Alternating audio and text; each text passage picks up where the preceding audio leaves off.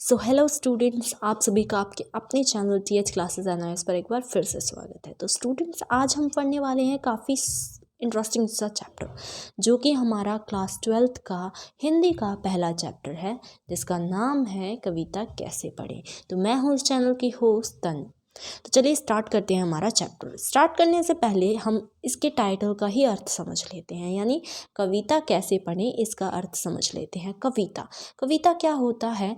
कविता आपने बचपन से ही आप लोग कविता पढ़ते आ रहे हो, इसको इंग्लिश में बोलते हैं पोयम। आपको अब थोड़ा सा स्पष्ट रूप से समझ में आने लगा होगा। तो कविता का अर्थ होता है जब कोई व्यक्ति या कोई कवि अपने मन के भावों को इतनी सरलता से प्रकट करता है कि सामने अगर कोई बच्चा भी हो तो भी वो उसके भावों को समझ जाए। इसका अर्थ होता है कविता। तो आज हम इस चैप्टर में पढ़ेंगे कि कविताओं को, पोएम्स को कैसे पढ़ते हैं। चलिए चैप्टर स्टार्ट करने वाले हैं। वीडियो काफ़ी इंटरेस्टिंग होने वाली है, तो प्लीज़ वीडियो को स्किप मत कीजिएगा, और वीडियो पसंद आए तो एंड में एक लाइक ज़रूर कर दीजिएगा। चलिए स्टार्ट करते हैं हमारा चैप्टर। तो यहाँ पे लिखा है, बचपन में आपने बहुत सी ऐसी कविताएं याद की होंगी। तो आपने बहुत सी कविताएं याद की होंगी, जैसे मैं आपको रिमेंबर करवाऊँ, जैसे कि आपने याद किया होगा, मछली जल की रानी है, जीवन उसका पानी है। ये भी एक कविता है, काफ़ी बच्चों की ये यादगार कविता रही होगी। इसके अलावा आलू कचालू, ये भी कविता है। इसके अलावा चंदा मामा दूर के, और ऐसी ही कई कविताएं आपने याद की होंगी, कई कविताएं पढ़ी भी होंगी। और इसके अलावा ऐसी भी कोई कविताएं होंगी जो आपने पढ़ी हैं, जो आपको याद नहीं है, सिर्फ आपने पढ़ी हैं। अब तक आप तरह तरह की कविताओं से परिचित हो चुके हैं। अब तक आप और हम बहुत सारी ऐसी कविताएं हैं जिनसे हम परिचित हो चुके हैं, जिन्हें हम पढ़ भी चुके हैं, याद भी कर चुके हैं, और उन्हें हम अपने माइंड में देख भी चुके हैं। इन कविताओं को पढ़ते हुए शायद आपके मन में एक प्रश्न बार बार उठा होगा कि कविता है क्या। तो आप जब भी कविताएं पढ़ते होंगे तो आपके मन में एक प्रश्न तो ज़रूर उठा होगा कि ये कविताएं आखिर है क्या। तो वही हम इस चैप्टर में आज पढ़ने वाले हैं कि कविताएं आखिर होती क्या हैं। वे तत्व क्या हैं जो कविता को गद्य से अलग करते हैं। गद्य क्या होता है? गद्य होते हैं हमारा कहानी या पाठ, ठीक है, उन्हें हम गद्य कहते हैं। तो ये कह रहे हैं कि वो तत्व कौन से हैं जो कविता को गद्य से अलग करते हैं। इस प्रश्न का उत्तर ढूंढते समय आपने महसूस किया होगा कि कविता में मुख्य रूप से भाव और गद्यों में प्राय विचारों की प्रधानता होती है। तो जब आप ये प्रश्न ढूंढ रहे होंगे तो आपने एक चीज़ तो ज़रूर महसूस की होगी कि जब भी आप कविता देखते हो तो कविता में आपको भाव दिखाई देते हैं, और गद्य में आपको दिखाई देते हैं क्या? विचार कैसे?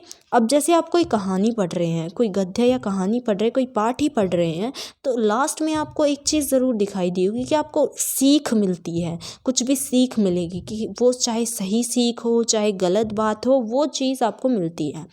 लेकिन जब आप कोई कविता पढ़ रहे होते हैं तो आपके माइंड में कुछ भी ऐसा नहीं आ रहा कि मुझे कोई सीख मुझे, हालांकि कविताओं से भी सीख मिलती है, लेकिन लास्ट में आप कविताओं को गा सकते हैं, ठीक है ना, आप गा पाते हैं कविताओं को। कहानियों के साथ ऐसा नहीं है, गद्य के साथ ऐसा नहीं है।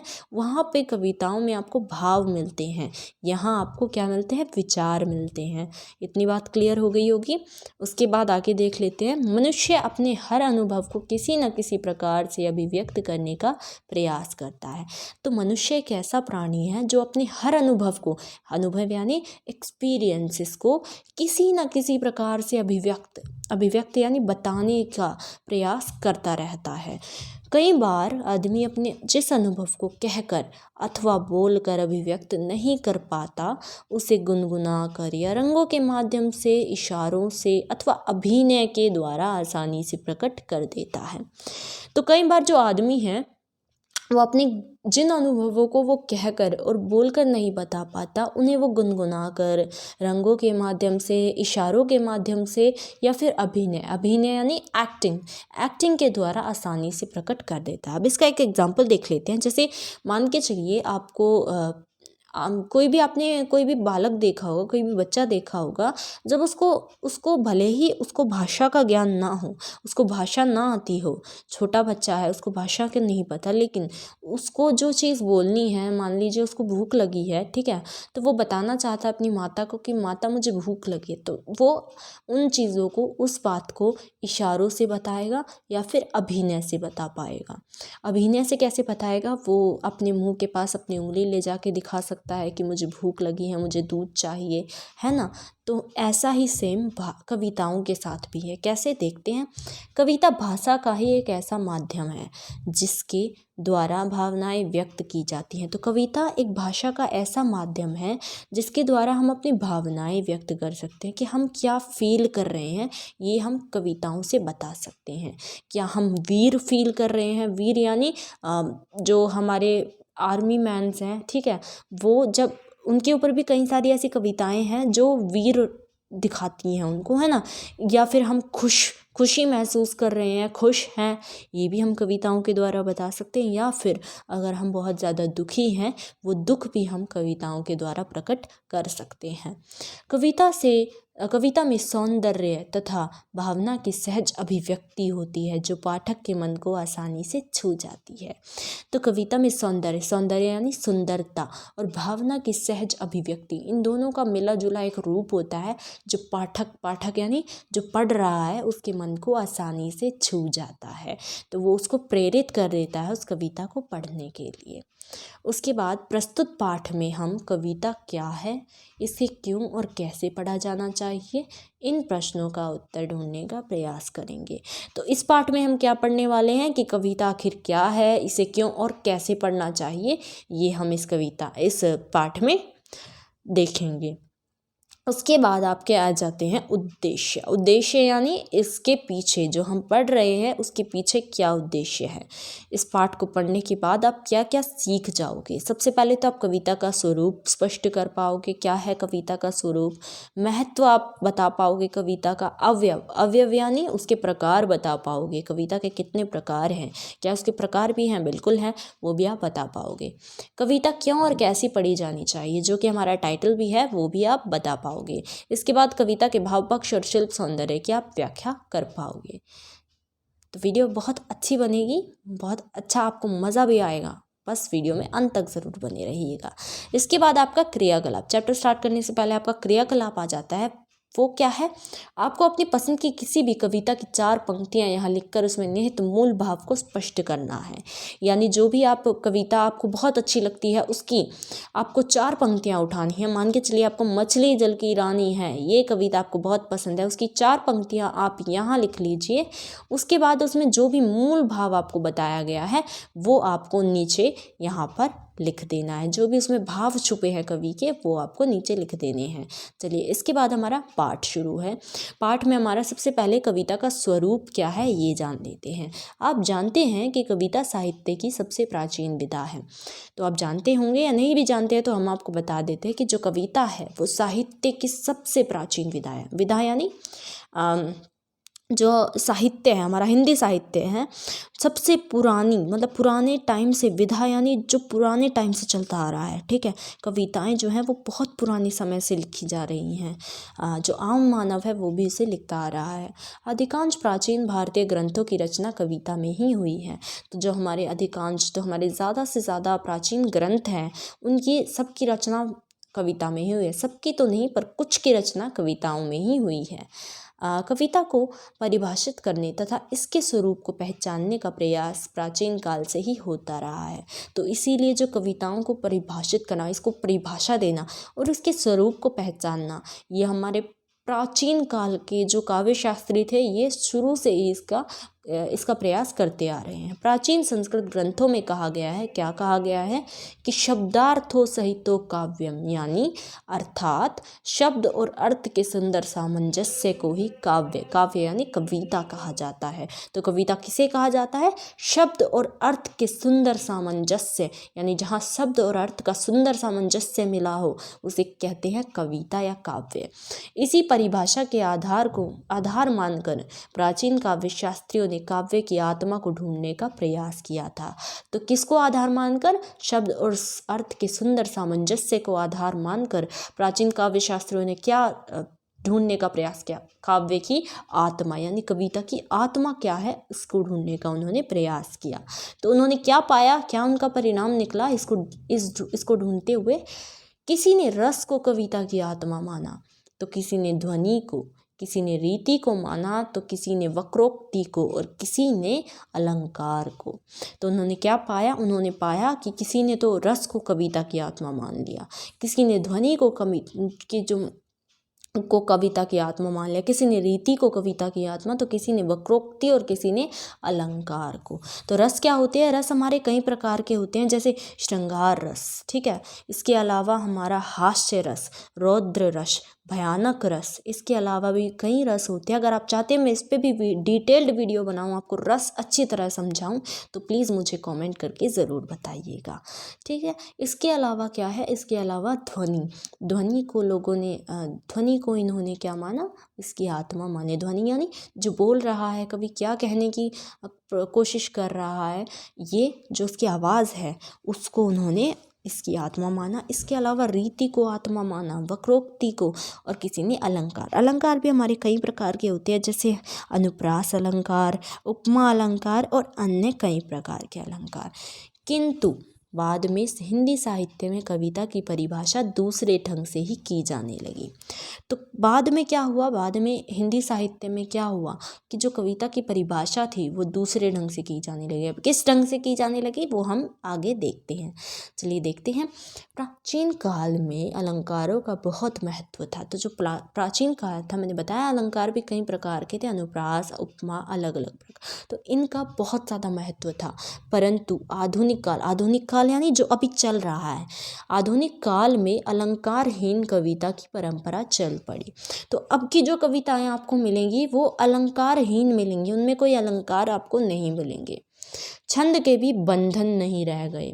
तो क्या हुआ? छंद जो थे हमारे, यानी छंद यानी दोहा, चौपाई, ठीक है, सवैये, ये भी आप आगे पढ़ने वाले हो, इसका भी कोई बंधन नहीं रह गया। छंदहीन कविताओं की झड़ी सी लग गई, यानी जो छंदहीन कविताएं थी जिनमें कोई छंद ही नहीं थे, वो अब आने लगी। वो कवि जो थे वो छंदहीन कविताएं लाने लगे।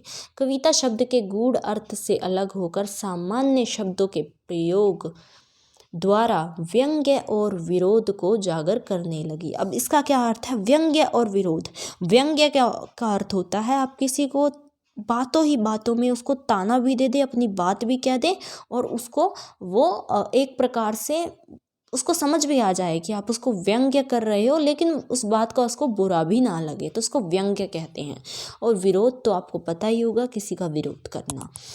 तो अब क्या होने लगा? अब होने लगा कि पहले तो अलंकारों के जैसे, मतलब अलंकार थे तो उसके जैसे ही कविताएं बनती थी। अब व्यंग्य और विरोध के प्रति कविताएं बनने लगी। इसका एग्जाम्पल क्या हो सकता है?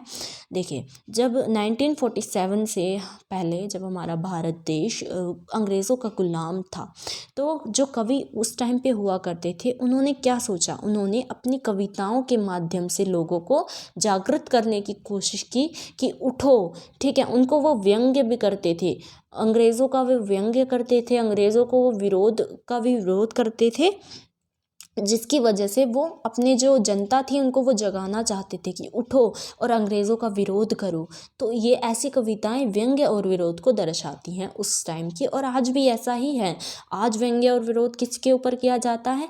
जो हमारी सरकार में जो हमारे खोखले नेता हैं, जो बोलते कुछ और हैं करते कुछ और हैं, उनके ऊपर भी व्यंग्य और विरोध किया जाता है। इसके बाद हमारे लिए उदाहरण के लिए निम्नलिखित काव्य पंक्तियाँ दी गई हैं। तो अब काव्य पंक्तियाँ हम देख लेते हैं क्या दी हुई है। ये रही हमारी काव्य पंक्तियाँ। कुछ लोग मूर्तियाँ बनाकर फिर बेचेंगे क्रांति की, कुछ और लोग सारा समय कस्में खाएंगे लोकतंत्र की।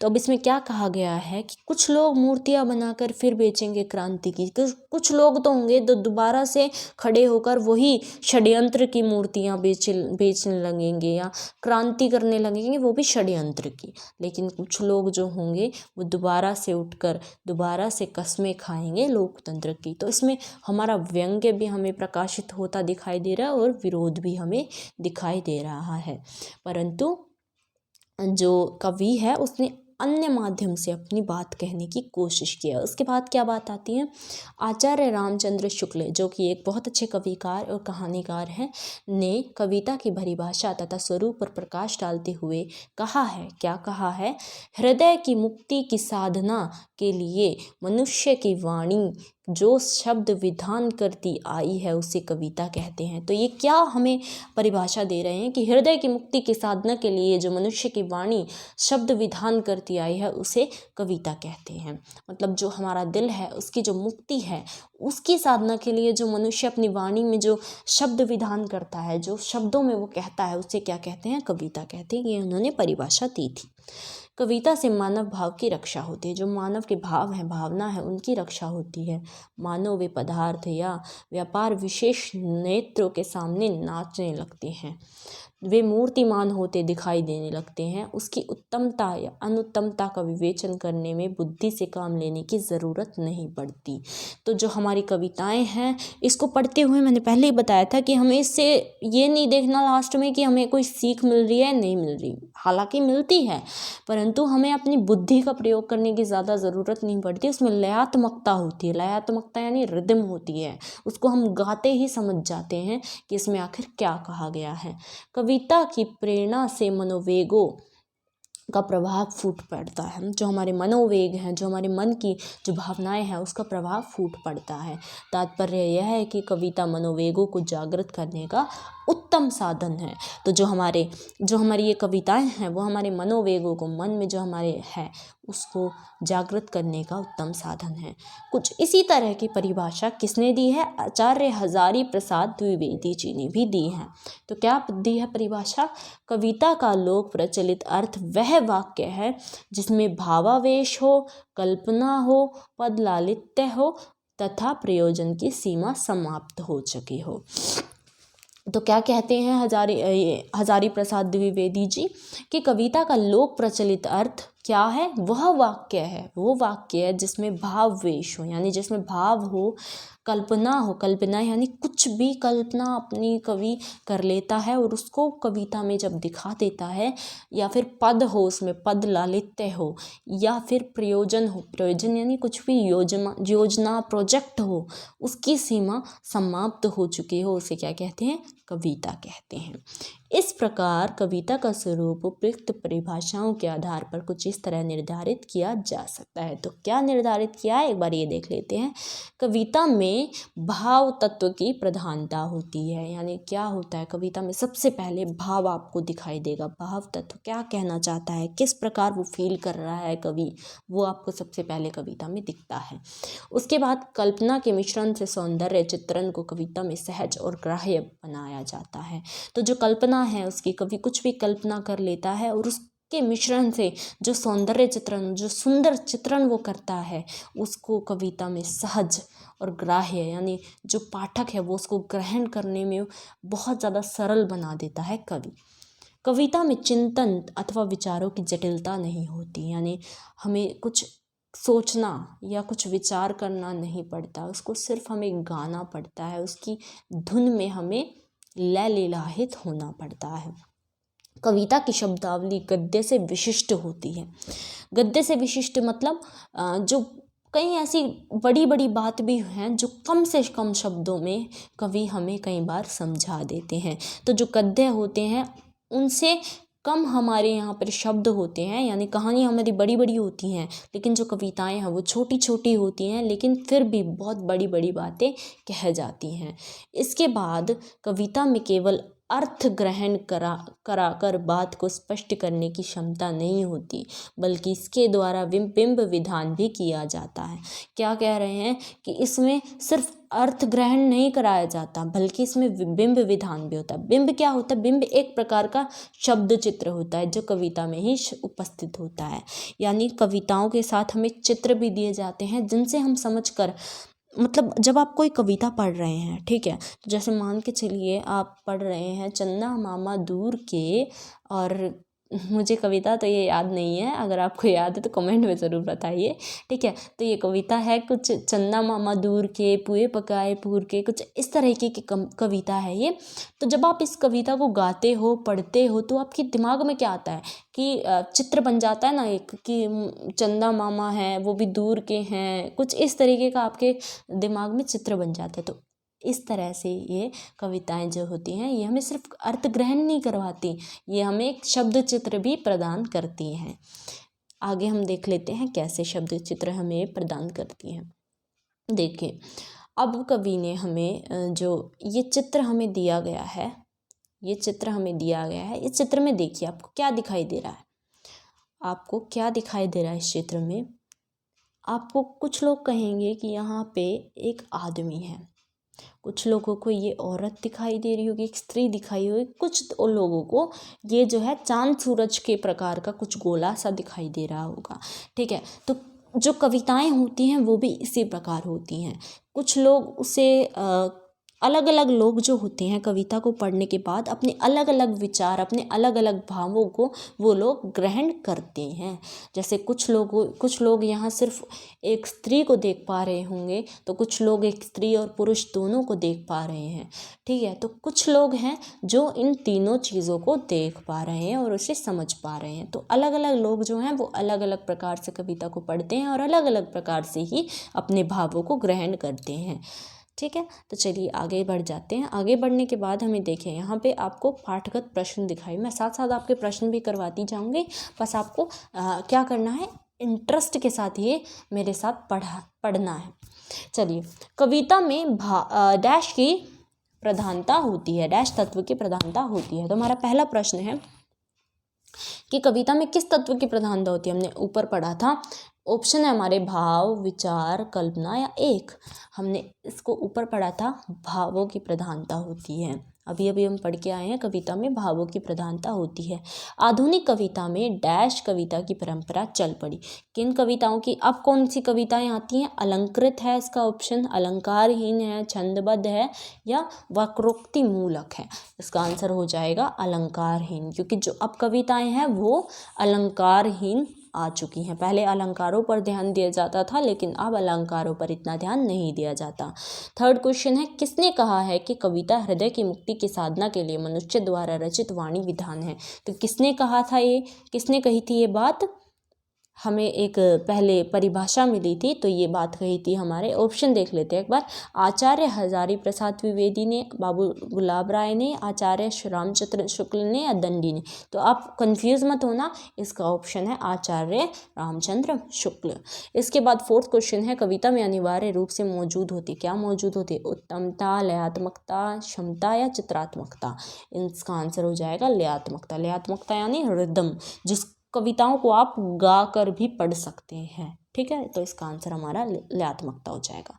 इसके बाद हम पढ़ लेते हैं कविता का महत्व। क्या कविता का कुछ महत्व भी है, कुछ इम्पोर्टेंस भी है इसकी? बिल्कुल है, जो कि हम आगे पढ़ेंगे। आपने अनुभव किया होगा, क्या अनुभव किया है, कि यदि आप कभी अपनी बात को ठीक से व्यक्त नहीं कर पाते और या अधिक प्रभावशाली ढंग से प्रस्तुत करना चाहते हैं और नहीं कर पाते, मतलब जब कभी आप अपनी बात को ठीक से नहीं बता पाते, या आप चाहते हैं कि मुझे कुछ और प्रभावशाली ढंग से अपनी बात प्रस्तुत करनी चाहिए, लेकिन आप नहीं कर पाते, तो तब क्या होता है, तब कविता की एक या दो पंक्तियां ही आपकी समस्या को आसान बना देती हैं। तब आप क्या कर सकते हैं, कुछ कविता को आप, किसी कविता की दो पंक्तियां अगर आप चुन करके किसी को समझाने की कोशिश करेंगे, तो शायद उसको आसान ढंग से वो बात जल्दी समझ आ जाएगी। तुलसीदास की एक चौपाई अथवा बिहारी के एक दोहे का जितना असर सुनने वाले पर होगा, शायद उतना असर एक कहानी सुनाने से ना हो। तो यहाँ क्या कह रहे हैं कि तुलसीदास की एक चौपाई या बिहारी का एक दोहा, बिहारी जी हमारे कवि हैं और तुलसीदास जी को तो कौन नहीं जानता, ये भी हमारे एक साहित्यकार हैं, ठीक है। तो ये कह रहे हैं कि शायद उतना असर एक कहानी सुनाने से ना हो, जितना असर इनके किसी दोहे से हो जाए, या इनके किसी बिहारी जी के किसी दोहे से हो जाए, या तुलसीदास जी के किसी चौपाई से हो जाए। क्या होता है जब आप किसी को अपनी बात समझाने की कोशिश करते हैं तो आप अगर उसको कहानी सुना दें, कहानी के रूप में बताएं अपनी बात, तो शायद उसको बोर होगा, है ना, बोर भी हो सकता है वो इंसान, या फिर ऐसे भी कह सकता है अरे यार ये कितना पकाऊ है, मुझे नहीं सुननी इसके बाद। लेकिन अगर आप वही बात तुलसीदास जी की एक चौपाई से बताओ उसको इंटरेस्ट के साथ, ठीक है, तो शायद उसको इंटरेस्ट भी आए और आपकी कही हुई बात उसको समझ भी आ जाए। आगे पढ़ते हैं। कवि बिहारी द्वारा राजा जयसिंह को भेजे गए एक दोहे का असर यह हुआ था कि वे अपनी नवविवाहिता पत्नी के मोह से मुक्त होकर राज्य की रक्षा के लिए निकल पड़े थे। तो अब ये क्या कह रहे हैं, राजा जयसिंह कौन थे, इसका एक वाक्य मैं आपको बता देती हूँ। अगर हम ये चैप्टर पढ़ रहे हैं तो क्यों ना इसको डिटेल में पढ़ें, ठीक है। तो राजा जयसिंह जो थे वो कौन थे, जयपुर के राजा थे, ठीक है। ये क्या थे, इनकी जो नवविवाहिता स्त्री थी, मतलब जो रानी थी, उनके साथ इनका नव विवाह हुआ था, जिस वजह से ये प्रेम में उनके पड़ गए थे, ठीक है। प्रेम में पड़ने के कारण ये जो अपना राजकाज था, ठीक है, राजकाज की रक्षा ये नहीं कर पा रहे थे, उसकी देखभाल नहीं कर पा रहे थे। तो जो बिहारी जी जो हमारे कवि थे, इनकी के राज्य में रहते थे, तो उन्होंने इन्हें एक चिट्ठी के तौर पे अपने दोहे इन्हें भेजे। तो वो दोहे क्या थे, एक बार वो देख लेते हैं। वो दोहे थे, अली कली ही सो बंध्यो आगे कौन हवाल। तो ये उनका एक दोहा था जो इन्होंने एक चिट्ठी के रूप में इन्हें भेजा। तो इस दोहे का क्या अर्थ है, तो इस दोहे का ये अर्थ है कि जो राजा है वो ही रानी के प्रेम में पड़ गया, वो ही रानी के प्रेम से बंध गया, तो हमारा हवाल यानी हमें कौन संभालेगा, हमारी रक्षा कौन करेगा। तो इस बात का असर इतना हुआ था जयसिंह जी के ऊपर कि उन्होंने सब कुछ छोड़ के, अपनी पत्नी को वैसे ही छोड़कर अपने राज्य की रक्षा के लिए वो निकल पड़े थे।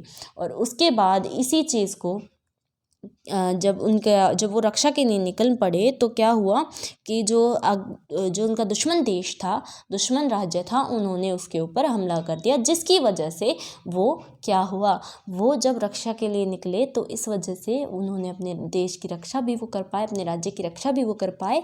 और उन्होंने क्या किया, बाद में जब उन्होंने रक्षा कर ली, उनको हरा दिया, पड़ोसी देश को, दुश्मन देश को, तो फिर उन्होंने क्या किया, इस सभी का उसने धन्यवाद किया बिहारी जी को इस चीज़ का, और उनको बिहारी जी को अपने राजमहल में बुलाकर उनका सम्मान भी किया।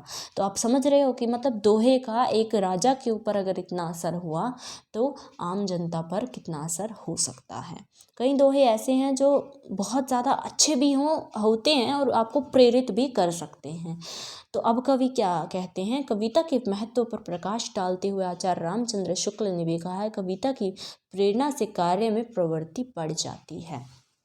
तो अब कहते हैं कि जो आचार्य रामचंद्र शुक्ल जी भी हैं, वो भी कहते हैं कि कविता की प्रेरणा होती है, कुछ ऐसे लफ्ज़ होते हैं कविता में जो कि एक इंसान को प्रेरित कर सकते हैं अपने कार्य के प्रति उसे प्रेरित करके उसे बहुत ज़्यादा उसकी रिस्पॉन्सिबिलिटी वो उसे बता सकते हैं।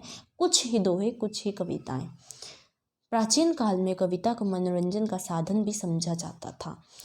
तो जो प्राचीन काल था, मतलब जो राजा महाराजाओं का जो समय था, उसमें कविताओं को मनोरंजन का साधन माना जाता था। क्यों? क्योंकि जो राजा महाराजा थे वो अपने महल में कवियों को रखते थे, कहानीकारों को रखते थे। जब वो अपना आसन ग्रहण करते थे, अपने खाली समय में होते थे, तो वो क्या करते थे, कवियों को बुलाते थे और उनसे कहानियाँ, कविताएं सुनते थे। तो ये एक मनोरंजन का साधन ही समझा जाता था। दरबारों में कवि कविताएं सुनाकर राजाओं का मनोरंजन किया करते थे। तब कविता पाठ्यक्रम में पढ़ाने जाने वाली कोई चीज़ नहीं थी। मतलब जब आप पाठ्यक्रमों में कविताएं पढ़ते हो, लेकिन उस समय बुक्स में या पाठ के तौर पर कविताएं नहीं पढ़ाई जाती थी। आप कभी कभी सोचते भी होंगे कि कविता भी भला कोई पढ़ने की चीज़ है। तो आप भी ये सोचते होंगे कि कविता क्या पढ़ने की चीज़ है, मुझे तो कुछ समझ नहीं आता, ये मनोरंजन की चीज़ कैसे हो सकती है। तो आपके मन में ये सवाल तो ज़रूर आया होगा, मनोरंजन की चीज़ आखिर ये कैसे हो सकती है, जब हमारे कुछ समझ में ही नहीं आता तो राजाओं को क्या इसमें इतना मनोरंजन मिलता था। इसका भी उत्तर दिया हुआ है, आगे देखते हैं। इसके ना तो शब्द समझ में आते हैं, ना इसमें कही गई बात समझ में आती है। इससे तो कहानी उपन्यास अच्छे हैं जिनमें कही गई बात आसानी से समझ में तो आ जाती है। उसके लिए कविता की तरह किसी व्याख्या की ज़रूरत नहीं होती। तो कविता क्या होती है? कविता में आपको हर एक शब्द का अलग अलग अर्थ मिलेगा। लेकिन जो कहानी उपन्यास होते हैं वो क्या होते हैं? सिंपल सरल होते हैं। उसमें भी कुछ ऐसे वर्ड होते हैं जो आपको ढूंढने पड़ते हैं, लेकिन कुछ ही वर्ड होते हैं। लेकिन जो कविताएं होती हैं वो पूरी तरह से आपकी विशिष्ट होती हैं, जिनमें आपको व्याख्या की ज़रूरत पड़ती है। लेकिन इस तरह आपका सोचना ठीक नहीं होगा, क्योंकि कहानी उपन्यास से भली कविता कैसे है ये देख लेते हैं। क्योंकि कविता सिर्फ मनोरंजन की वस्तु नहीं है। ये सिर्फ मनोरंजन की वस्तु नहीं है। क्यों नहीं है? क्योंकि कविता कम से कम शब्दों और अपनी विशिष्ट भाषा तथा शिल्प सौंदर्य से बातों को स्पष्ट करते हुए चलती है, और बहुत सी बातें इसमें छिपी रहती हैं जिन्हें समझने के लिए उन्हें खोलते रहना आवश्यक होता है। तो इसमें क्या बताया गया है कि कविता कम से कम शब्दों में अपनी बात इतनी आसानी से समझा देती है कि मतलब जो सामने वाला है वो उसको समझ तो जाता है, लेकिन उसको अगर और खोल के पढ़ता है तो उसको और कई कई चीज़ें समझ में आने लग जाती हैं।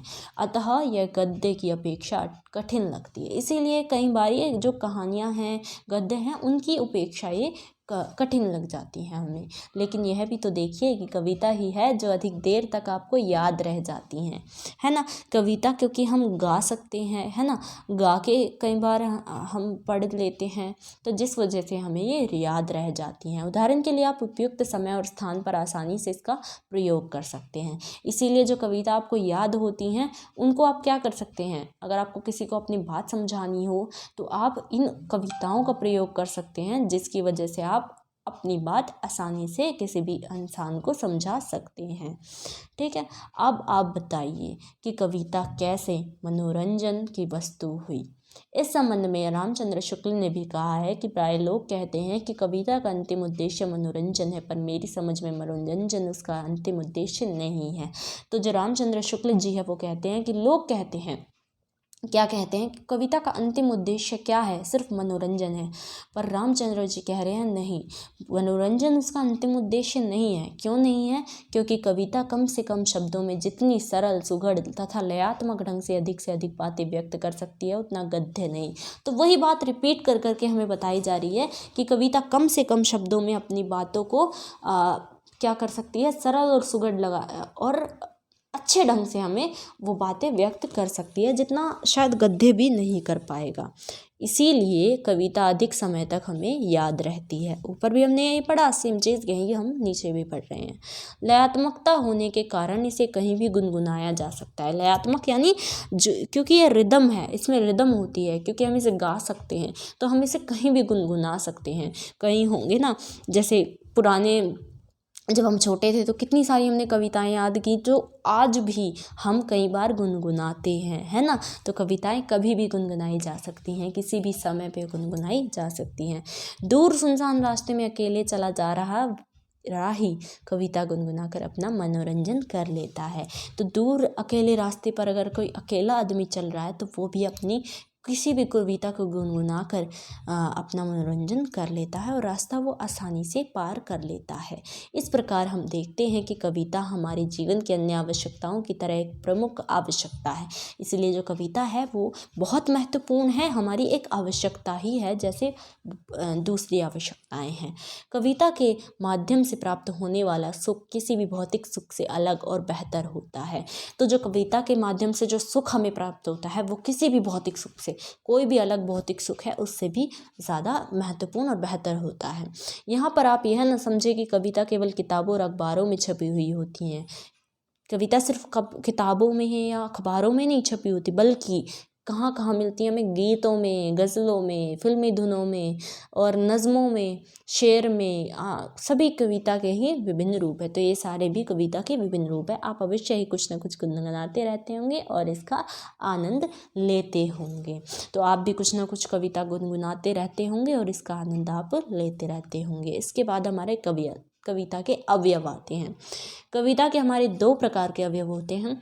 एक होता है हमारा भाव पक्ष, ठीक है, एक होता है हमारा भाव पक्ष और एक होता है हमारा काव्य पक्ष।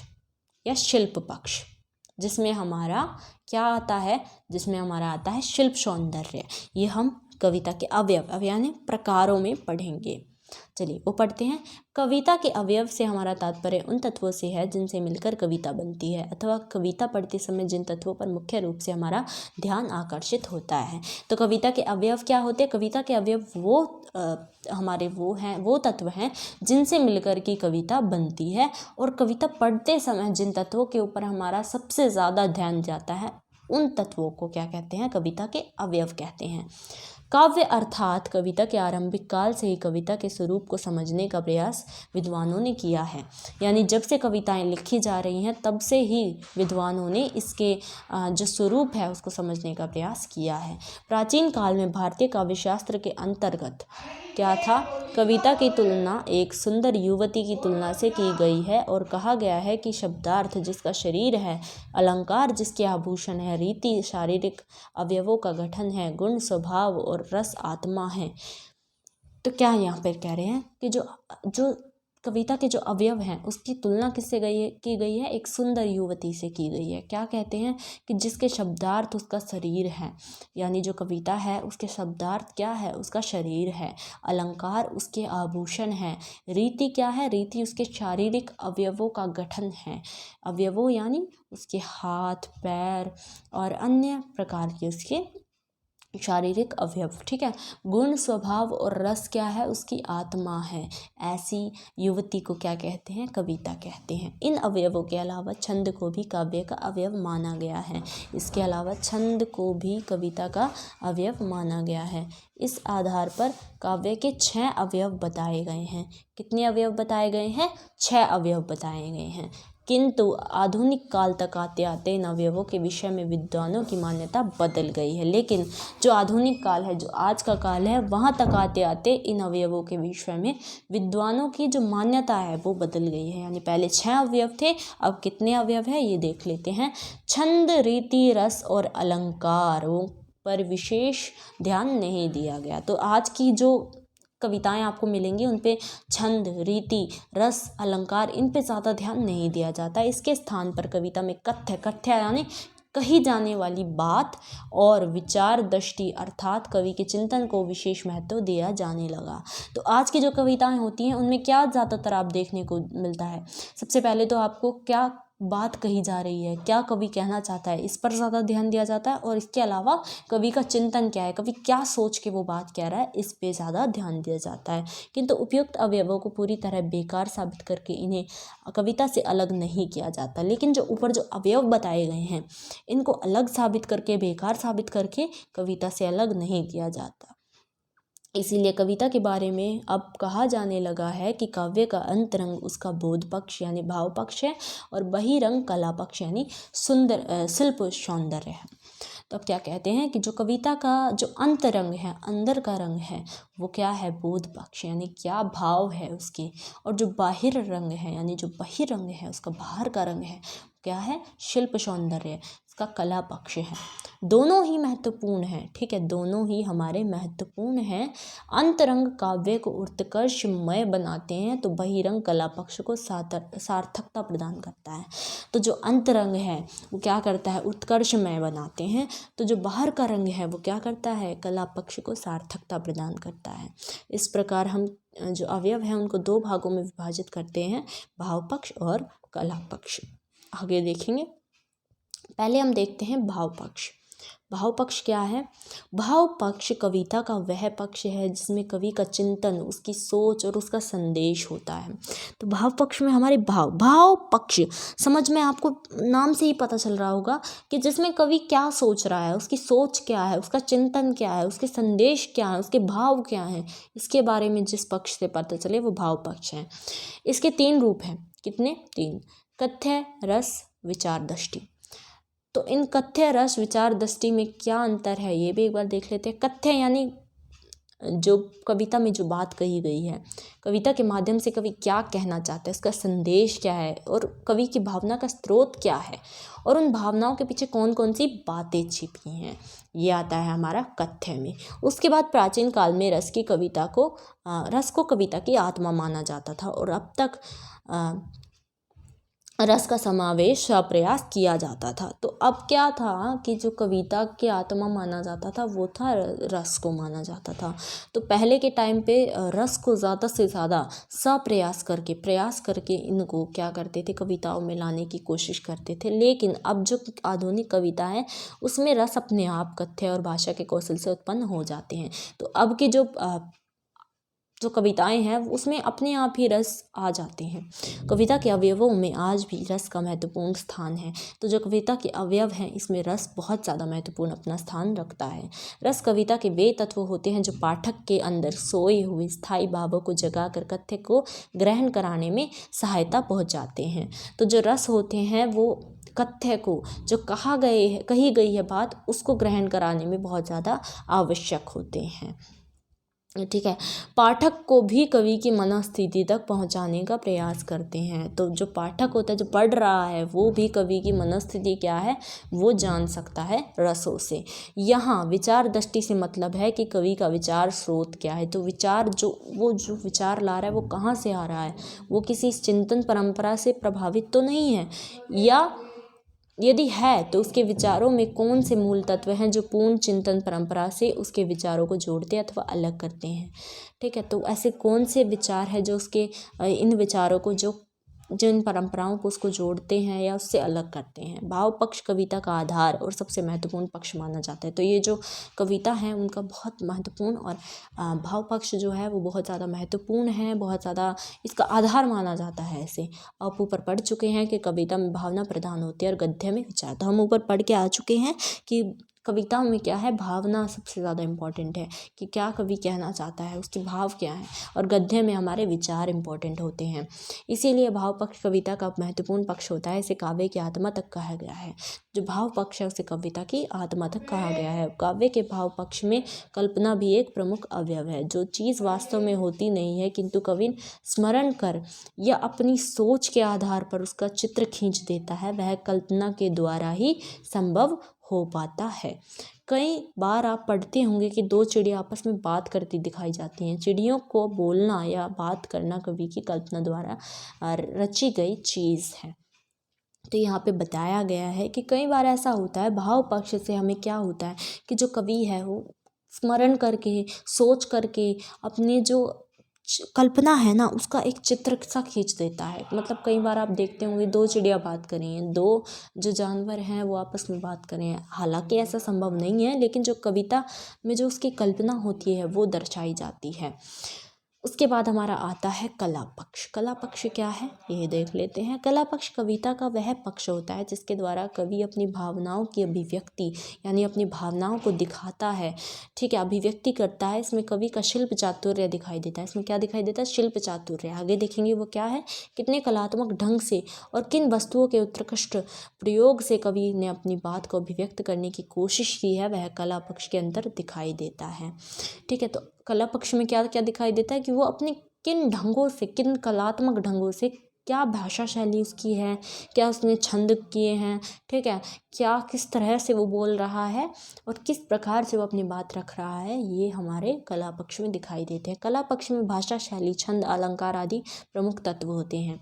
तो ये इसके प्रमुख तत्व हैं। आइए हम इन प्रमुख तत्वों का अलग अलग विश्लेषण करते हैं। तो चलिए विश्लेषण इनका देख लेते हैं। भाषा शैली, सबसे पहले भाषा शैली हमारा आता है। ऊपर आपको यह बात बार बार याद दिलाई गई है, कविता की भाषा विशिष्ट है। विशिष्ट यानी कम से कम, छोटी से छोटी, ठीक है, कम से कम शब्दों और प्रभावपूर्ण भाषा में कवि अपनी बात कहता है तो वह कविता का रूप ले लेती है। जब छोटी से छोटी और प्रभावपूर्ण, मतलब पाठक के ऊपर उसका अच्छे से वो हो जाए, क्या प्रेरणा उसको मिल जाए पाठक को, और कम से कम शब्दों का जो कवि है वो उपयोग करे, तो वो क्या बन जाती है, हमारी कविता। इस प्रकार कविता के कला पक्ष के अंतर्गत भाषा का बारीकी से अध्ययन किया जाता है, क्योंकि इसी के माध्यम से वह बात स्पष्ट होती है जो कवि ने कही है। तो भाषा शैली एक बहुत इम्पॉर्टेंट चीज़ है किसके लिए, कला पक्ष। जो भी वो कह रहा है, जो भी वो प्रस्तुत करना चाहता है अपने पाठक के सामने, उसके लिए उसकी भाषा शैली, उसके ऊपर उसे अध्ययन बहुत ज़्यादा गहन करना चाहिए। भाषा को कवि ने किस कौशल और कलात्मकता के साथ परोसा है वह कवि की शैली कही जाती है। तो वो अपनी जो भाषा है वो किस प्रकार से अपने किस कौशल को, किस कलात्मकता के साथ उसे परोस रहा है, वो उसकी कवि की शैली कही जाती है। इसके बाद हमारा आता है छंद। छंद क्या होता है? छंद क्या होता है ये पढ़ते हैं। कविता की भाषा प्रवाहमयी होती है। तो जिसकी भाषा है वो प्रवाहमयी होती है, इसीलिए कविता को प्राचीन समय में छंदों के माध्यम से रचा जाता था। जो प्राचीन समय था उसमें कविताओं को छंदों के माध्यम से बताया जाता। छंद का अर्थ होता है भाषा के लयात्मक रूप को एक निश्चित ढांचे में बांध कर रखना, जैसे दोहा, चौपाई, सोरठा, सवैयाँ आदि छंदों के भेद हैं। तो जो इसमें क्या होता है, इसमें आपको जो कविताएं होती है, कई कविताएं होंगी 2-2 लाइन में आपको बांटी होंगी, तो उनको बोलते हैं दोहा। चौपाई यानी 4 लाइन्स में आपकी कविताएं बांट दी। सवैयाँ 6 लाइन्स में बांट दी। तो वो जो लाइन्स में जो कविताएं बट जाती है तो उनको बोलते हैं छंद। ठीक है, दोहा, चौपाई, सोरठा, सवैयाँ ये सब छंदों के भेद हैं। कुछ छंदों में मात्राओं की गणना की जाती हैं और कुछ छंदों को वर्णों की संख्या के आधार पर पहचाना जाता है। तो कुछ छंद होते हैं जिसमें मात्राएं हमारी गिनी जाती है, लेकिन कुछ ऐसे छंद भी होते हैं जहाँ पर हमारी वर्णों की संख्या गिनी जाती है। तो मात्रा के आधार पर रचे गए छंदों को मात्रिक छंद कहते हैं और जो वर्णों के आधार पर रचे गए छंद हैं उन्हें हम वार्णिक छंद कहते हैं। मात्रा के आधार पर हैं तो उन्हें मात्रिक बोलेंगे और अगर वर्णों के आधार पर हैं तो वार्णिक छंद बोलेंगे। हिंदी कविता में छायावाद युग के बाद छंदों का प्रचलन आवश्यक नहीं रह गया। अब आधुनिक समय में छंदों का प्रयोग कुछ कवि ही करते हैं, इसीलिए छंद अब कविता का अवयव नहीं रहा है। आधुनिक कविता का स्वरूप मुक्त छंद हो गया है। तो जो पहले छायावाद युग से पहले छंदों का बहुत ज़्यादा प्रचलन था, लेकिन उसके बाद छंदों का प्रचलन इतना नहीं रह गया, जिस वजह से आधुनिक समय में छंदों का इतना प्रयोग नहीं होता है, पर कुछ कवि इसका आज भी प्रयोग करते हैं। इसीलिए जो छंद है अब वो कविता का अवयव यानी इतना प्रकार टाइप नहीं रहा है। लेकिन फिर बात आती है कि जो छंद हैं वो एक इम्पॉर्टेंट भी चीज़ है, लेकिन कुछ कवि इसका आज भी प्रयोग करते हैं, पर कुछ कवि इसको छंद मुक्त भी कर देते हैं कविताओं को अपनी। उसके बाद आती है अलंकार की बात। अलंकार क्या होते हैं? प्राचीन कविता में भाषा के कौशल से कवि अलंकारों का सप्रयास करते थे, किंतु अब कवि अलंकारों पर ध्यान नहीं देते हैं। तो पहले के टाइम पे अलंकारों पर, ठीक है, हमने स्टार्टिंग में इससे ही पढ़ लिया था कि पहले प्राचीन समय में अलंकारों पर, भाषा शैली पर, छंदों पर बहुत ज़्यादा ध्यान दिया जाता था, लेकिन अब के समय में इतना ध्यान नहीं दिया जाता। लेकिन फिर भी उनके भाषा, जो आज के कवि हैं, उनके भाषा कौशल और उनकी जो कहने की भंगिमा है उसके कारण अलंकार, भाषा शैली और छंद अपने आप निखर कर सामने आ जाते हैं। आज अलंकार कविता के महत्वपूर्ण अंग भले ही ना हो, किंतु एक अवयव के रूप में अवश्य माने जाते हैं। ये भले ही इतने महत्वपूर्ण ना हो कविताओं के लिए, लेकिन फिर भी ये एक अवयव माने जाते हैं। इसके बाद अन्य क्या है? अन्य में आता है आधुनिक कविता में रस, छंद और अलंकारों का जानबूझकर प्रयोग नहीं किया जाता है, किंतु कुछ ऐसे तत्व हैं जिन्हें जानबूझकर भी कविता में लाने का प्रयास किया जाता है। आधुनिक कविता में उन तत्वों का कौशल पूर्वक प्रयोग आसानी से देखा जा सकता है। इन तत्वों के में मुख्य रूप से प्रतीक और बिंब का उल्लेख किया जा सकता है। तो अब इसमें क्या कह रहे हैं? इसमें कह रहे हैं कि जो आज के कवि हैं वे रस, छंद और अलंकारों का बेशक जानबूझकर प्रयोग नहीं करते, लेकिन कुछ ऐसे तत्व हैं जिनका वो जानबूझकर भी प्रयोग करते हैं। जैसे प्रतीक, किसी का प्रतीक मानकर किसी चीज़ को कह देना। प्रतीक क्या है इसके बारे में भी हम आगे पढ़ते हैं। ठीक है, तो अब बात आती है, क्या आप जानते हैं कि प्रतीक किसे कहते हैं? तो प्रतीक किसे कहते हैं क्या आप जानते हैं? चलिए हम बताते हैं। प्रतीक का अर्थ है किसी वस्तु के माध्यम से किसी अन्य वस्तु अथवा घटना से संबंधित बात का कहा जाना। प्रतीक का अर्थ होता है किसी भी वस्तु के माध्यम से, किसी चीज़ के माध्यम से आप किसी और वस्तु के बारे में अगर बात करें या किसी और घटना के बारे में आप अपनी बात कह रहे हैं तो वो प्रतीक कहलाता है। उदाहरण के लिए आपने सूरदास का भ्रमर गीत सार पढ़ते समय गोपियों द्वारा बार बार भ्रमर शब्द का प्रयोग ज़रूर पढ़ा होगा। ठीक है। तो आपने सूरदास का भ्रमर गीत अगर पढ़ा है तो उसमें जो गोपियां हैं वो बार बार भ्रमर शब्द का प्रयोग कर रही थी। आप तो जानते हैं कि भ्रमर यानी भौरे का रंग काला होता है। उद्धव का रंग भी काला था और कृष्ण सांवले। भौरे का स्वभाव है फूलों पर डोलते हुए रसपान करना, यानी प्रकारांतर से गोपियां भौरे के माध्यम से उद्धव पर व्यंग्य करती हैं और कुछ हद तक कृष्ण को भी उल्हाना दे देती हैं। यहाँ भ्रमर के प्रतीक के रूप में आया है। तो क्या बात आती है कि जो गोपियाँ थी वो भौरे यानी भ्रमर के माध्यम से क्या कहना चाहती थी कि उद्धव का रंग भी काला था, कृष्ण भी सांवले थे। तो वो कहना चाहती थी जो उद्धव हैं, उद्धव को वो भ्रमर का प्रतीक बताते। तो भ्रमर एक प्रतीक के रूप में यूज़ हुआ है। कैसे कि वो उद्धव को बात भी कह देती है, व्यंग्य भी कर लेती हैं और उसको प्रतीक के रूप में कहती हैं। ठीक है, किसी और वस्तु को किसी और माध्यम से अगर बताया जाता है तो उसे प्रतीक कहते हैं। उसी प्रकार बिंब का क्या अर्थ होता है? उसी प्रकार बिंब का अर्थ होता है परछाई, अर्थात भाषा कौशल के द्वारा किसी स्थिति का चित्र खींच जाना। जब बात कहने पर चित्र स्पष्ट होने लगे तो उसे बिंब कहते हैं। मैंने स्टार्टिंग में आपको बताया बिंब क्या होता है। अगर आप कोई कविता पढ़ रहे हैं और उसी का आपके दिमाग में चित्र भी बनता जा रहा है तो उसे कहते हैं बिंब।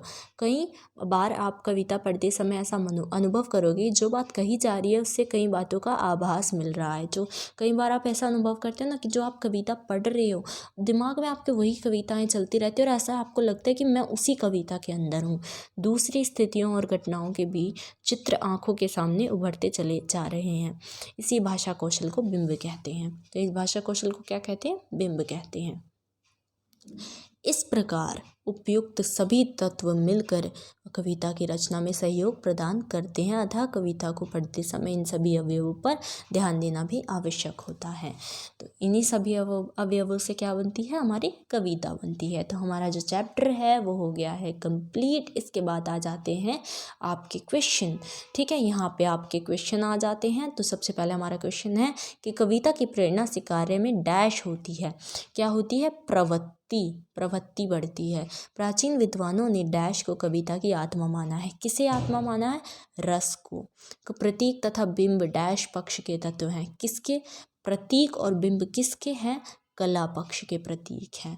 ठीक है, उसके बाद हमारी बात आती है कविता कैसे पढ़ी जाए। हमारा लास्ट होगा, इसे भी पढ़ लेते हैं। कविता के संबंध में इतना सब कुछ पढ़ लेने के बाद अब आपके मन में विचार आ रहा होगा कि कविता पढ़ी कैसे जाए ताकि आसानी से समझ में आ जाए और उसमें की गई बात भी का भी आशय स्पष्ट हो जाए। तो कविता कैसी पढ़ी जाए? कविता को पढ़ने का ढंग गद्य से भिन्न होता है। आपने कवि सम्मेलनों, आकाशवाणी, दूरदर्शन पे कवियों को कविताएं पढ़ते सुना ही होगा। जब कवि स्वयं अपनी कविता सुनाते होंगे तब वे आपको कठिन नहीं लगती होंगी, बल्कि कई बार तो आपको कविता सुनने के लिए आप अपनी बाकी सारे काम छोड़ छाड़ कर बैठ जाते हैं। तो कविताएं जो कवि होती हैं, जो उन्होंने लिखी हैं, वो इस ढंग से आपको बताते हैं, इस ढंग से आपको सुनाते हैं कि आप सारा काम छोड़ छाड़ कर उन कविताओं को सुनने के लिए बैठ जाते हैं। इतनी लयात्मकता के साथ वो सुनाते हैं। अब इसके पीछे क्या कारण है? एक कविता जो कवि सम्मेलन में सुनाई जा रही है वे आपको अच्छी लगती हैं और एक कविता जो किताबों में छपी हैं वो समझ में नहीं आ रही। बात एक ही है। ठीक है, दोनों कविताएं एक ही हैं। जो कविता आपकी बुक में छपी है और जो कविता एक सम्मेलन में सुनाई जा रही है, बस कविता को पढ़ने का, कविता को समझने का थोड़ा सा नज़रिया और थोड़ा सा उसकी लयात्मकता बदल जाती है, जिस वजह से वो आपको समझ में नहीं आती। इसके बाद आता है, जानते हैं क्यों? इसके पीछे एक प्रमुख कारण होता है कविता के पढ़ने का ढंग। जो कविता पढ़ रहा है उसका क्या ढंग है, कविता को पढ़ने का अंदाज कविता को कठिन और आसान बनाता है। इसीलिए कविता को ठीक से समझने और आनंद प्राप्त करने के लिए ज़रूरी है कविता को ठीक से यानी उचित लय तान के साथ पढ़ना। क्या कविता को भी उचित लय तान के साथ पढ़ना चाहिए? बिल्कुल पढ़ना चाहिए। कविता पढ़ने के लिए कुछ सामान्य बातों का ध्यान रखना बहुत ज़रूरी होता है। क्या सामान्य बातें? कविता पढ़ने का उद्देश्य क्या होता है? कविता पढ़ने का उद्देश्य उद्देश्य सिर्फ शब्दों के अर्थ जान लेने या उसकी सामान्य व्याख्या समझ लेने, व्याकरण संबंधी विशेषताओं को जान लेने भर से पूरा नहीं हो जाता। कविता पढ़ने की सार्थकता तो तब है जब कवि के द्वारा व्यक्त भावनाओं तक पहुंचकर उसके द्वारा कई बात को ग्रहण कर लिया जाए। इसके लिए आवश्यक है कि यह जानकारी भी प्राप्त की जाए कि कवि ने किस परिस्थिति में अथवा किस वातावरण में कविता लिखी है। तो कविता पढ़ने का सिर्फ ये एक उद्देश्य नहीं होना चाहिए कि आप शब्दों के अर्थ जान लेते हैं, उसकी सामान्य व्याख्या समझ लेते हैं या उससे व्याकरण संबंधी आप विशेषताओं को जान लेते हैं। इसके अलावा आपको ये भी पता चलनी चाहिए कि कवि क्या उसमें भावना क्या व्यक्त करना चाह रहा है, उसकी बातों को आपने ग्रहण करना चाहिए। और जब उसने कविता वो लिखी थी वो किस परिस्थिति में, किस वातावरण में लिखी थी, ये भी आपको पता होना चाहिए। जैसे स्वतंत्रता संग्राम के समय की कविताओं को पढ़ते समय उस समय की ऐतिहासिक पृष्ठभूमि की जानकारी प्राप्त कर लेनी चाहिए। जो कविता में कही गई बातें अपने आप स्पष्ट होती चली जाएंगी। तो जो स्वतंत्रता संग्राम के समय जो कविताएं लिखी जाती थी, मैंने बताया उसमें व्यंग्य विरोध दोनों चीज़ें होती थी। इसके अलावा भी उसमें कई सारी ऐसी चीज़ें होती जिनकी जानकारी आपको पता होनी चाहिए, जिससे कि आपकी जो कविता है अपने आप स्पष्ट होती चली जाएगी। अथवा मध्यकालीन राजा की प्रशंसा में लिखी गई कविता को पढ़ते समय ऐसी उसकी ऐतिहासिक पृष्ठभूमि को ना समझते हुए आधुनिक परिवेश से जोड़ दिया जाए तो कविता में कई बात स्पष्ट नहीं हो पाएगी। ऐसे ही अगर कोई कविता है जो ऐतिहासिक पृष्ठभूमि यानी जो कि किसी राजा की प्रशंसा में लिखी गई है, तो अगर आप उस चीज़ को नहीं समझ पा रहे हैं कि जो उसकी ऐतिहासिक पृष्ठभूमि है वो क्या है, तो उसमें कही गई बात आपको स्पष्ट नहीं हो पाएगी। इसीलिए कविता पढ़ते समय उसके रचना काल, उसके रचनात्मक परिवेश, उसकी भी जानकारी आपको प्राप्त करना आवश्यक है। कोई भी कविता पढ़ते समय अगर संभव हो तो कविता के रचयिता अर्थात कवि का संक्षिप्त परिचय भी प्राप्त कर लिया जाए। तो जो कविता का रचयिता है, जो उसके रचना कर रहा है, उसका भी आपको एक परिचय हमेशा शुरुआत में प्राप्त कर लेना चाहिए, जिससे कविता उसके बारे में किस परिस्थिति में लिखी है वो आपको समझ में आने लग जाए। इससे कविता में निहित रस, विचार, दृष्टि, भावनात्मक तत्व, इसको समझने में आपको सहायता मिलेगी। इससे भाव पक्ष को समझने में भी आसानी होती है। उसके बाद है थर्ड पॉइंट, कविता का सस्वर पाठ किया जाना चाहिए, मतलब साथ साथ स्वर के साथ उसका पाठ करना चाहिए। इससे उचित यति, गति, लय आदि से कविता के अर्थ खुलने लगते हैं। जब आप लय में कविता को पढ़ते हैं तो उसके अर्थ आपको पता चलने लग जाते हैं। पढ़ने की उचित शैली से कविता को समझने में बहुत अंतर आ जाता है। तो जब आप उसकी उचित शैली के साथ उसको पढ़ेंगे, जैसे कवि ने उसकी उचित शैली दी है वैसे ही आप उसको पढ़ेंगे तो आपको बहुत अंतर समझ में आने लग जाएगा। इससे कविता में नाद सौंदर्य के आ जाने से कथ्य मन में बैठते चले जाता है और भाषा संबंधी छोटी मोटी जटिलताएं अपने आप स्पष्ट हो जाती हैं। तो जो कहा गया है वो आपको समझ में आने लग जाता है। कविता के कला पक्ष को समझने के लिए भाषा, छंद, अलंकार, प्रतीक, बिंबों की स्पष्ट समझ भी आवश्यक है। जो हमने ऊपर पढ़ा वो सब आपको पता होना चाहिए। तो कविता की भाषा को समझने का भी प्रयास किया जाना चाहिए कि भाषा किस बारे में है। संबंधित कविता के समान कोई और पढ़ी हुई कविता ध्यान में आ रही हो तो उससे प्रस्तुत कविता की तुलना की जानी चाहिए। ठीक है, दोनों में समानता क्या है, दोनों में असमानता क्या है, इसका भी अध्ययन कर लेना चाहिए। इसके बाद बात आती है, इस प्रकार कविता पढ़ने के लिए साहित्य और अन्य विषयों की भी गहन जानकारी अपेक्षित रहती है। कविता पढ़ते समय यदि उसके सीधे सीधे अर्थों की ओर भागने की कोशिश की जाएगी तो कठिनाई पैदा हो जाएगी। इसीलिए हमने जो ऊपर पॉइंट्स पढ़े, यानी सबसे पहले तो आपको ये पता होना चाहिए किस भाषा शैली में कविता लिखी गई है, किस वातावरण में लिखी गई है, कवि के बारे में आपको पता होना चाहिए, रस क्या है उसके, अलंकार क्या हैं। इनके अलावा भी जैसे उससे अगर जुड़ी हुई कोई और कविता है तो उस बारे में भी आपको पता होना चाहिए। कविता पढ़ने का अर्थ है कि कवि की उस मनस्थिति तक पहुंचने की कोशिश करना जिसमें रम कर कवि ने रचना की है। इसे कहते हैं कवि की अनुभूति को पकड़ने की कोशिश करना। तो उसकी जो परिस्थिति थी उसमें क्या था उसको समझने की कोशिश करना, ये हमारी कविता में आता है। Last but not the least हमारे आ जाते हैं प्रश्न उत्तर। ठीक है, तो सबसे पहले हमारा प्रश्न है, कविता पढ़ने के ढंग से कविता का डैश बदल जाता है। क्या बदल जाता है? कविता का भाव, अर्थ, शब्द, उसके पढ़ने के ढंग से उसका अर्थ ही बदल जाता है। कविता पढ़ने के लिए कवि का परिचय जानना ज़रूरी नहीं है, आवश्यक है, परिस्थिति पर निर्भर करता है। बिल्कुल आवश्यक है, भी आवश्यक है। ठीक है, उसका परिचय जानना भी आवश्यक है। कविता का डैश किया जाना चाहिए। क्या किया जाना चाहिए? सस्वर पाठ, मनमाना पाठ या रुक रुक कर पाठ? इसका आंसर होगा स्वस्वर पाठ, यानी साथ साथ उसका पाठ किया जाना चाहिए। इसके बाद आ जाता है आपने क्या सीखा। आप एक बार इसको ज़रूर पढ़ लीजिएगा। इसके बाद यहाँ पे आपको दिए गए हैं कविता के प्रमुख अवयव। मैंने ये जो पूरा पाठ था एकदम clearly word to word, line to line आपको समझा दिया है। बहुत ज़्यादा मेहनत की है गाइस, बहुत ज़्यादा मेहनत की है मेरे प्यारे स्टूडेंट्स। और अगर वीडियो आपको पसंद आई हो तो प्लीज़ एक लाइक शेयर ज़रूर कर देना। और वीडियो अगर बहुत ज़्यादा अच्छी लगी हो तो प्लीज़ सब्सक्राइब भी ज़रूर कर देना, क्योंकि हम ऐसे ही NIS रिलेटेड आपके लिए क्वेरीज, सिलेबस रिगार्डिंग वीडियोस लाते रहते हैं, जिससे कि आपके क्वेरीज जो हैं वो सॉल्व्ड होती चली जाएं। तो please do like, share and subscribe this video for more updates and questions solved.